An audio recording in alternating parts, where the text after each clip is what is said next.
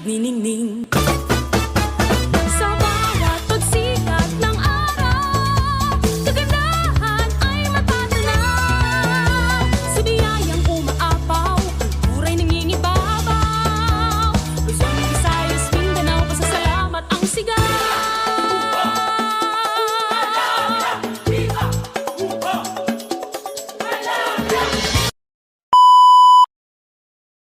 Nagsimula ako sa bayan ng Ocampo kung saan ako nagpalipas ng magdamag. Ito ang pangsyam na araw ko na pagpadyak mula sa Pasig paikot na Pilipinas.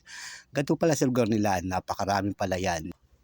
Hele-hele ang palayan ng aking daanan, napakaluntian, parang walang ibang kulay ang pwede makibabaw bukod sa berde.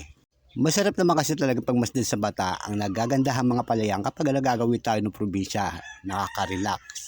Ang sarap sa pakiramdam. Hindi talaga namin naranasan magkakapatid ang manirahan sa buhay probinsya. Dito kasi kami pinalaki ng aming mga magulang sa Maynila.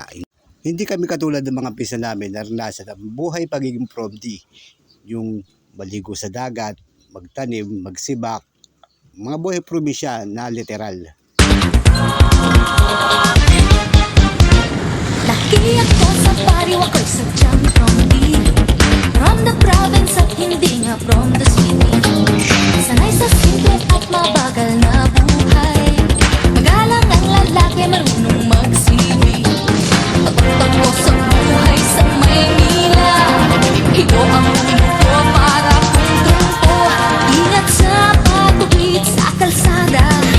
Sinitaksi ay humaharurot.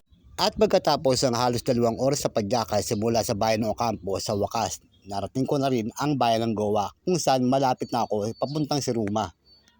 Mula sa bayan ng Goa ay pumabidyak pa ako ng 50 kilometers hanggang sa marating ko na nga ang Siruma. Ito ang Siruma, isang magandang landscape sa probinsya ng Bicol na nakaharap sa asul ng dagat, napapalibutan na nagtataas sa damo. Marami kayong pwedeng gawin sa lugar na to. Pwede kayong mag-overnight, mag-stargazing, mag-glamping, maligo sa dagat, magbike.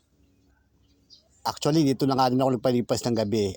At dito nagtatapos ang aking pangsyam na araw mula Pasig paikot ng buong Pilipinas.